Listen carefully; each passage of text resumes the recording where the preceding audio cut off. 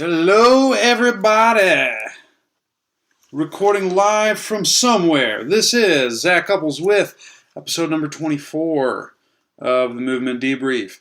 And we got a new one, even though it's a different time. It's still the same ill shit. Here's what we're talking about today. We're going to talk about knee pain, and we're going to talk about modalities. What is my stance on those things? What do I feel about them? All that kind of stuff. But before that, some housekeeping. Did you guys see my blog this past week? What was it? I'm glad you asked. It was the links. It was everything that I've come across in the month of October. I'm losing it, man, because this November thing's going by way fast. But anyways, it was all the links that I came across in October. If you're interested in getting those on a weekly basis, which is a little bit more digestible, and then you can brag to all your peeps, hey, did you read this article? And they'll say, well, no, I've been waiting a month for Zach to release them. Nah, you can get them ahead of time. Go to zachcouples.com, sign up for the newsletter, and you can get those and brag to everyone. Otherwise, my course that I'm going to be teaching, my 2-day seminar, Seattle, Washington, September 16th and 17th, I believe, are the dates. Let me just double check that right quick. But of next September, all right? There's a name for the class, guys. Are you ready for the name? I don't know if you're ready for the name. Because, first off, I'm sorry. It's the 15th and 16th of September next year. I don't know if you're ready for the name. But I have to give kudos to Lucy Hendricks of Enhancing Life for inspiring this name. But it's called the Human Matrix. Whoa. The code for maximal health and performance. You guys should check it out. I hope to see you there in Seattle. It's going to be cool. If you are like part of this little doodad that I'm doing, please let me know. Let me know you like or you hate what I put out, and we'll go get some food or something, man. So please come to the class. Other than that, I think that's all I got for housekeeping, guys. So let's debrief, shall we? 2 questions today. The first one comes from Jordan, and Jordan asks, "Hey Zach, what do you do for knee pain?" I think you specifically said patellofemoral pain, but let's just go a little bit broader and let's talk about knee pain. That's a phenomenal question, Jordan. And I've been getting a lot of questions like this that deal with condition A, condition B, condition C, condition D. And really the process is pretty much the same for all of these things. The knee is a little bit different because I think there's some things that you can do locally that are impactful. But let's unpack that, and that's why I wanted to discuss this. So, very first thing,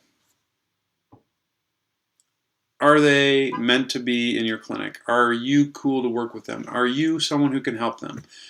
Do your differential diagnosis, make sure that there's nothing structural that cannot or that requires intervention from someone else. So ACL tears, although interesting tidbit on ACL tears, there's this guy, oh gosh, his name's escaping me, but I will put it in the show notes, but he spoke in the land of China. Let me write that down. I'm going to put his name down because he had a really good talk, actually. ACL guy. Okay. In terms of the ACL, I asked him because he did a lot of research on post-surgical ACLs and why these guys are getting arthritis after an ACL surgery. And he said the big thing was a lack of loading the cartilage, so which was kind of interesting to me. And so I asked him, I said, hey, if let's say you had an ACL tear, what graft would you get? And his answer blew my mind because he said, I wouldn't. And I was like, whoa, because, there's always this great debate. Do you go patellar tendon? Do you go hamstring? Do you go with allograft? Do you go with a synthetic? And he said none, and that just really blew my mind. And I wonder if that was, I didn't get a chance to have him dive into that a bit more, but we do know that there is a certain portion of the population that can cope without an ACL.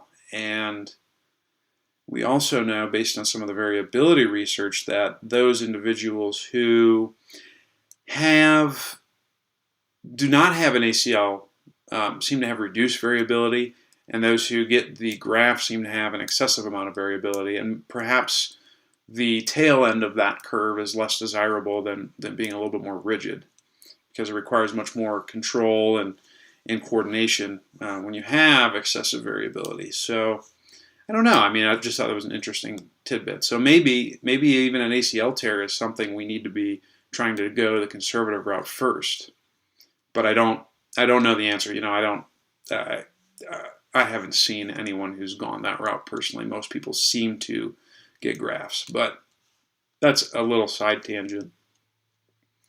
First thing, are they appropriate for you? Once you've determined that, then the process is the same, man. You treat the axial skeleton, see what that gets you, because we know that hip position and hip strength, hip function, hip motor control has an impact on what goes on in the knee. So I will address the snot out of that. Proximal orientation. So I'm making sure my people have normalized infrasternal angles. I'm making sure they can achieve a zone of apposition. Making sure hip mobility is restored in all planes. And I am getting variability till the cows come home. And of course I'm going with sagittal plane first, then frontal, then transverse. And in terms of sagittal plane in particular, I think especially if you got like anterior knee pain, hamstrings are kind of a big deal for a lot of people. And I think they're also a big deal for people who are lacking an ACL, because the hamstring is the ligamentous muscle for the ACL. It's the only real thing that's going to check anterior tibial translation in absence of an ACL. And I have a real-life example of that, because I had a patient this week who I'm seeing pre-op, and she's got a limitation in knee extension. She had a limitation in knee flexion, and we got to restore knee motion before she gets into surgery 1. We have to get her as physically prepared as possible to go through that process. And guess what I did to restore knee extension? Got her a hamstring. Why? Because the reduction in knee extension, maybe at least this is how I'm rationalizing it biomechanically, is potentially some type of protective mechanism to limit anterior tibial translation, since there is a deficiency in the ACL. And so if you give some type of sensory cue, i.e. hamstring contraction, to allow for the reduction in excessive anterior tibial translation, you can get a restoration of knee extension. And when I got her hamstring, she had full active contraction, but she had full passive knee extension afterwards, and she had almost near full flexion. So it was pretty cool to see. So get the hamstrings. That's really important. When you are also working sagittal plane, I think that is a prime time for these individuals who have anterior knee pain to start teaching deadlifting patterning, which is, again, reinforcing hamstring, reducing anterior tibial translation, many good things. I also think during this time frame it's very important to teach people to squat. And I don't want none of this vertical tibia bullshit when you're squatting, fam. Push the knees forward. If you can, keep your heels on the ground. Push the knees forward. Get a little bit of a posterior pelvic tilt. That's going to put the knee in a very, very safe position. You're going to minimize shearing. Why? Because the hamstrings, again and again, coming for the win. Those limit anterior tibial translation, which is probably more the problematic issue biomechanically with individuals who get that excessive shearing. So don't be afraid to squat during the sagittal plane phase. Make sure you're teaching people to push their knees forward, change levels, get a good co-contraction of quads and glutes. So that's kind of the sagittal aspect. Obviously, frontal plane, I think, frontal and transverse plane are very important because you want to restore hip range of motion in multiple directions. Because if you don't have it, something has to pick up the slack. And if we think anterior knee pain as an example, in my opinion, I think it's the quads that pick up the slack. Because the quads do have a slight degree of a moment of rotational capabilities at the hip. It's very, very slight. And you won't see that in an anatomical textbook. You'll see that more in a patterned type of course or something along those lines, and postural restoration comes to mind because they're the ones who taught me that. Let me write down that course because that's important. You want to take impingement and instability. That's going to go in the show notes. But when I have reductions in hip range of motion, the quads have, based on the position that the knee goes into, the vastus lateralis can pick up a little bit of leverage as an internal rotator. And you can't visualize that in normal anatomical conditions. You have to visualize it in compensatory anatomical conditions.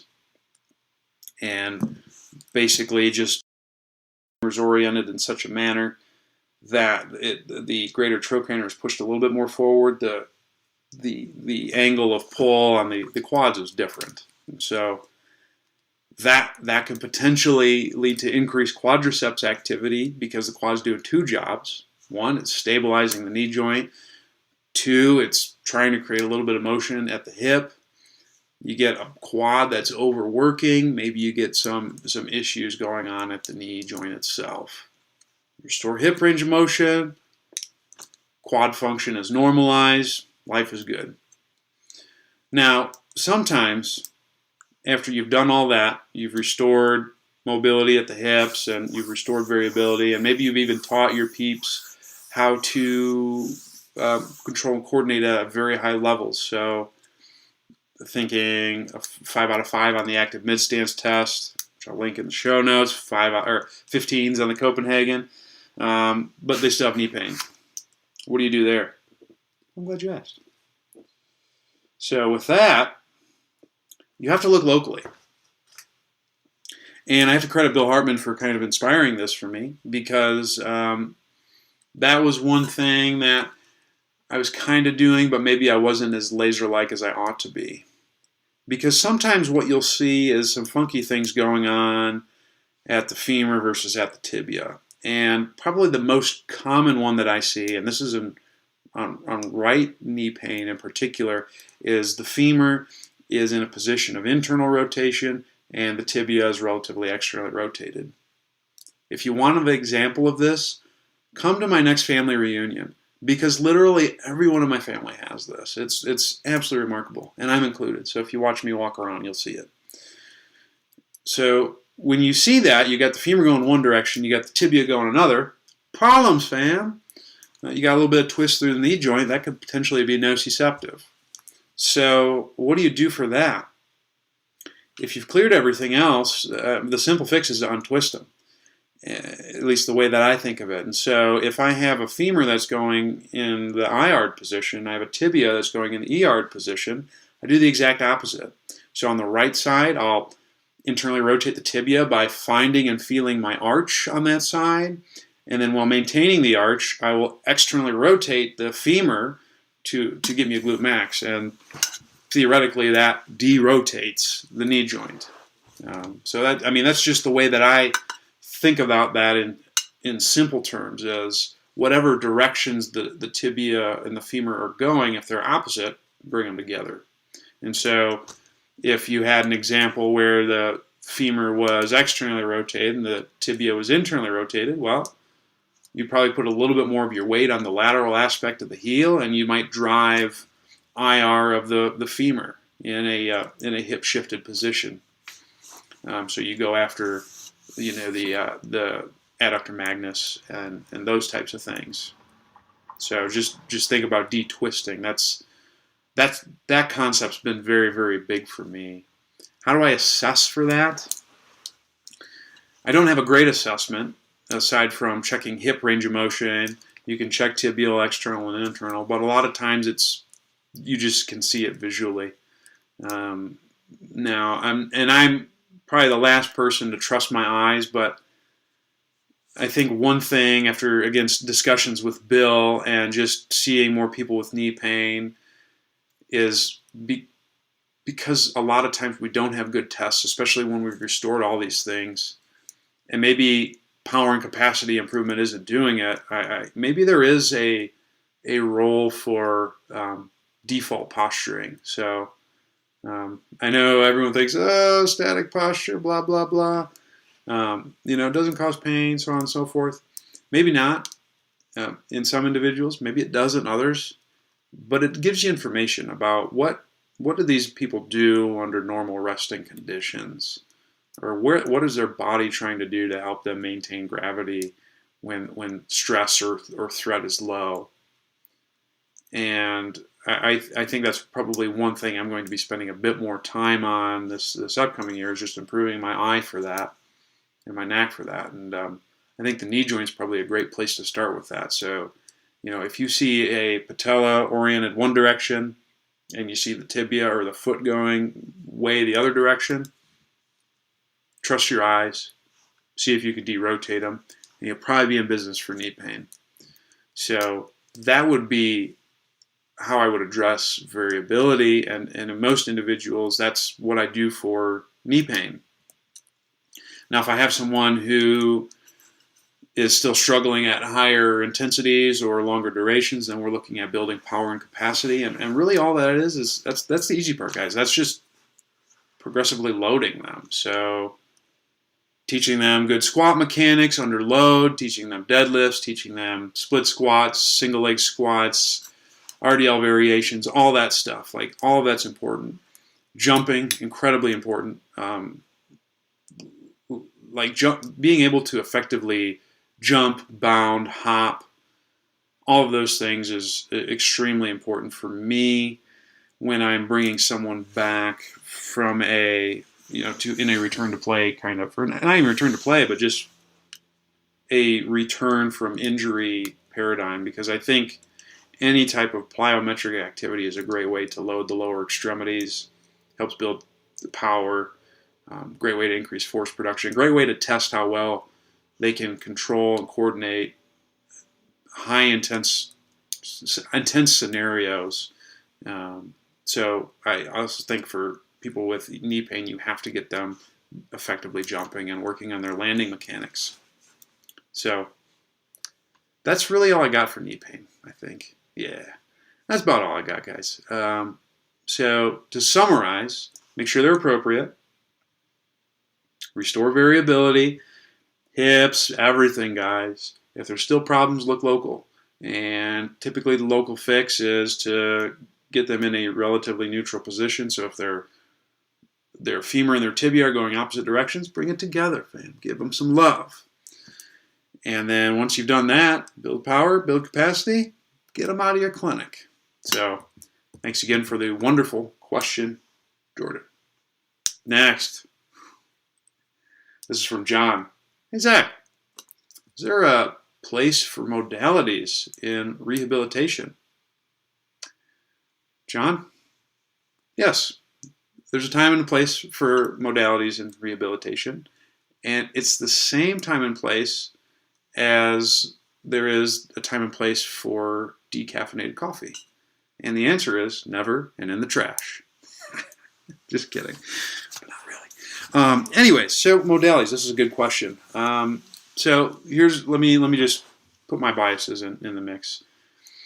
When I went to PT school, we had a modalities class, obviously, and I had musculoskeletal professors who were very good manual therapists, and they were very anti-modality. And so that was already kind of burned into my brain very early on. Then I did an internship with Daddy-O Pops Bill Hartman, and he was very anti-modality. And I've kind of stayed on that pathway since. And it's not for me not looking into that stuff, because I've done some research in a few of the modalities. And ultrasound, of course, I mean, there's nothing out there, guys, except for the joke study that Adrian Lau did in terms of determining if clockwise ultrasound for pain is helpful, which it is, surprisingly. So I'll put that in the show notes. It's a pretty interesting study. But in terms of symptom management, and I'm just thinking about all the modalities that I would potentially use. there's only probably a few scenarios in which I think it's warranted. E-Stim would be one of them, and there's 2 times that I would use E-Stim. One, there's a little bit of evidence showing that interferential current could potentially reduce swelling, and that's big for me because I have tried to scour the internet to some degree, and you don't find much of anything that seems to improve swelling from a rehabilitation standpoint. But for some reason, IFC seems to be helpful. So that's one thing I've used for sure, is I've done E-Stim to help mitigate swelling to a degree. How much? Who knows, right? So that's one time I would use E-Stim. Another time would be in combination with blood flow restriction retraining. There's an article, and I can link that in the show notes. BFR plus E-Stim, and I'll link the swelling one if I can find that. But there was an article done on Jesse Owens' website, Owens Recovery Science, and they talked about combining BFR and E-Stim. And so this goes actually back to our knee pain example. But it seems that, yes, NYGXO, Russian stim post-op. I do that with blood flow restriction training. So I'll do that type of E-Stim, either Russian, or I'll do just regular good old-fashioned contracting E-Stim to see if we can get a quad to fire. I mean, I use Russian, and then occlusion training is what I use in NYGXO. So basically what I'll do is I'll do the BFR protocol. Oh, Gerard, what's up, fam? How you living? Man, this guy's got a gang of questions, man. Okay. Now I know. NYGXO, you are no longer that, but you are Gerard. And I'm living the dream, my guy. How are you doing today? So in terms of your mentioning of Russian, yes, I'll use Russian in combination with blood flow restriction. So what I do is hook them up to the cuffs, hook up the E-Stim, and I have them rep out 30 reps, try to time it in such a manner that maybe it's like a 3-second ramp for the contraction, and then it's relaxed, and you just keep doing that over and over and over again. And, I use the BFR protocol, which is 1 set of 30 and then 3 sets of 15. And that seemed to actually do quite a good job of restoring some quadricep size in people, since we know that arthrogenic inhibition is a thing. And it seems to restore strength to some degree. So I think like those would be the 2 instances in which I would use E-Stim. Another instance, even though it's not like the traditional E-Stim, that I will do some type of electrical kind of thing is with dry needling. And that was something that I picked up from the Spinal Manipulation Institute, or the Dry Needling Institute, when I took their courses. And what they recommend is you get kind of like double the effect of needling when you hook it up to electricity. And so you have them hashtag ride the lightning. And you do that anywhere from like 8 to 30 minutes. I think they recommended 20. Sometimes I will do that as well. The problem with all of those things, and with most modalities in general, and it's probably the reason why I don't use them that much, is because it's so damn time consuming. And for me, from a principle standpoint, exercise is so much more important. And I can't sacrifice that unless I absolutely have to. And I can a lot of times get the same changes with a manual intervention much faster. I do a few passes of pin and stretch, and a lot of times that can relieve symptoms. So it's like, why should I do a modality for 8 minutes so I can get billed? It just doesn't seem to make time sense for me, especially when time is becoming more and more precious as a physical therapist. In terms of other modalities, I'm just trying to think. I've been known to occasionally dabble with, what's this stuff called? It's anti-inflammatory. Put the patch on. Oh my gosh, isn't that terrible? That shows how often I use it. Iontophoresis, thank you. I believe there's a little bit of evidence to support using iontophoresis, but again, it's a time thing. The ones that I did use were the 14-hour patches because I sure as hell wasn't going to waste 5-10 minutes or whatever doing them in the clinic, and those seem to be pretty effective for some people if you have some type of peripheral sensitization, which, if you check out Lorimer Moseley, you can find out if someone is peripherally or centrally sensitized. And peripheral sensitization, the key is a diagnostic hot pack. If heat makes it worse, you got a peripheral problem. Maybe that's someone who you'd use iontophoresis with. I'm just trying to think what other modalities people use nowadays. I mean, I don't use the diathermy. That's just unrealistic. I mean, those are really, really the big things. Like, I'll occasionally use E-Stim, and that's probably really the only warranted modality that I can even think of using, because I won't use ultrasound. There might be some evidence for shockwave therapy, but I don't really have access to that. I'm just trying to think of what other people have used that grinds my gears. Laser, you know, I believe that there is some research to support laser, but I'd never have access to it. So, and I don't even know when I would use it because the time thing. The time thing just continues to be a blockade for that, because I want to do things, if I'm going to do an intervention that's palliative or for symptom management, which a lot of modalities are, I'm going to do the fastest one that I can first and foremost, if it can't be achieved via exercise, because they can't take modalities home with them. They can't take manual therapy home with them, but they can take movement home with them. So if I can ameliorate symptoms with movement, I'm going to go with movement every day of the week, fam. So my company line on modalities, the decaf rule, peeps. I will only use E-Stim if there's swelling involved, if I want to use it to help get a contraction of a muscle, and in the case of dry needling. That's really all I'd use. Except one caveat, now that I think about it. So, when I was in the land of China, I had a phenomenal conversation with Michael Shacklock, which was mind-blowing to me because he is, you know, obviously you guys have probably seen the course notes that I have from his book, and he was a big influence for me, especially very early in my career. And to have just an unbelievable conversation with the guy over lunch, we talked for like 90 minutes, I think, was unreal. And then he came to my talk. It's like, damn. So very humbled in that regard.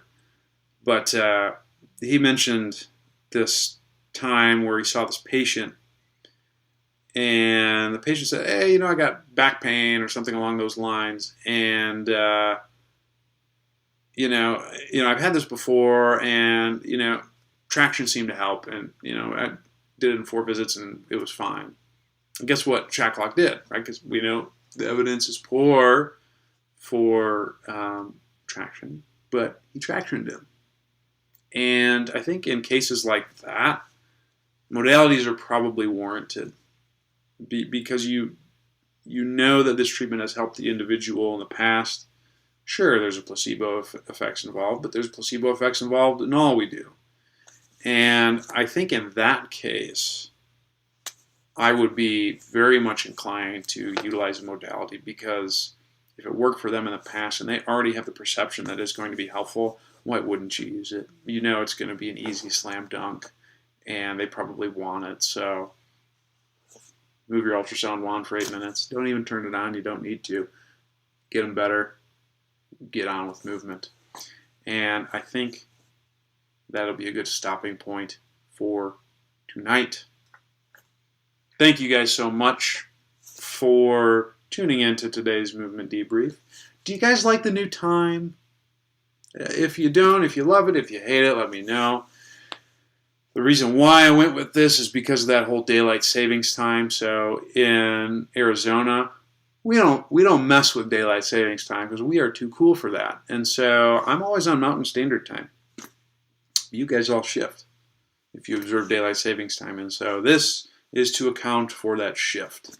But if you hate it, I can most certainly, okay, well, Gerard, I will keep it unless I'm in Arizona in the spring. In that case, it will be back at the old time. Sorry. Unless my work changes. Who knows? I mean, who knows what life's going to bring. We're going to stick with this for the foreseeable future. But, yeah. So we're gonna ride it out like this for a little while. If y'all hate it and you're like, Zach, why'd you ever do that, you jerk? Let me know. I'll be more than happy to change it, but I need enough people to say it. But I'll tell you what, if Gerard is already liking this, I'm inclined to keep it here for a little bit. So that's that. Where can you guys learn more? Glad you asked. First off, go to zachcouples.com. Sign up for my newsletter while you're there. Why? Because you can get free stuff. You can get free acute to chronic workload calculator. You can get access to the weekend learning goodies every Friday. You can get, this is coming up, and I'm probably going to record one of these this weekend, but you can get access to my talks. The talks that I did in China, I'm going to re-record them so we don't have to deal with the interpretation and you got to be there, instead of being there for 4 hours, you can be there for 2. It'll be for newsletter people only. Just saying, you probably should subscribe to it. So there's that. Also, while you're there, I offer services. What? Why'd you ask? I offer movement consultations. If you feel like a little toy, you're not moving as well as you'd like to. Maybe you've been to PT and it wasn't that effective, and you've gotten all the bad stuff cleared out. And you're wondering, Zach, what the hell's going on with me? Let's see if improving your movement helps. So go ahead and check me out there. It's on the service pages. I can help you out with that. Also, do you need a mentor? Do you need someone to help guide you through the clinical process or understand some of the concepts that I talk about a bit more in depth? Or maybe you just need someone to bounce ideas off of. I could be your guy. Go ahead and check me out on the services page. Sign up for the mentorship. Also, I offer online training. If you want to get back to getting jacked after rehab, if you want to lean out a little bit, if you want to improve your performance athletically, check me out. I do online training. Those are the services that I offer as of now. Maybe I'll offer some new stuff later. Who knows, man? It just depends on where I want to go with life. So there's that. In terms of the social media shindig, you can find me on Facebook. That's you guys right there. Facebook.com/ZCouples. I also have a page, Zach Couples PT. You might want to check that out. Once the numbers get big enough, I'm probably going to shift more towards that and then just do inappropriate things on my personal page. So maybe you want both. I don't know. Maybe you like inappropriate stuff. But go there. Yeah, Joe, I know you want the inappropriate stuff, girl. That's why you text me. So yes, go to Facebook, sign up for those things. And after that, then you probably want to go to that Instagram, baby. Search Zach, Z-A-C Couples, and you can find me on there. I post hiking pictures. I post a quote board. I do all types of stuff, fam. All types of stuff on Instagram. Go ahead and hit me up there. You can also find me on Twitter. My handle is @ZCouples. And the last place you can find me is on YouTube. That's you guys. Search Zach Couples or go youtube.com/user/couplesperformance and you can find me there. Otherwise, that's probably all the places you can find me unless you want to come to Page America. You can do that too. We'll hang out, we'll go hiking or something like that. But otherwise, thank you guys so much for being a part of my life. I appreciate each and every one of you beautiful, sexy, outstanding people. I hope you guys keep it real, but not to the extent where things go wrong. Stay hungry, stay learning, stay moving, and I'll see you next time. Deuces.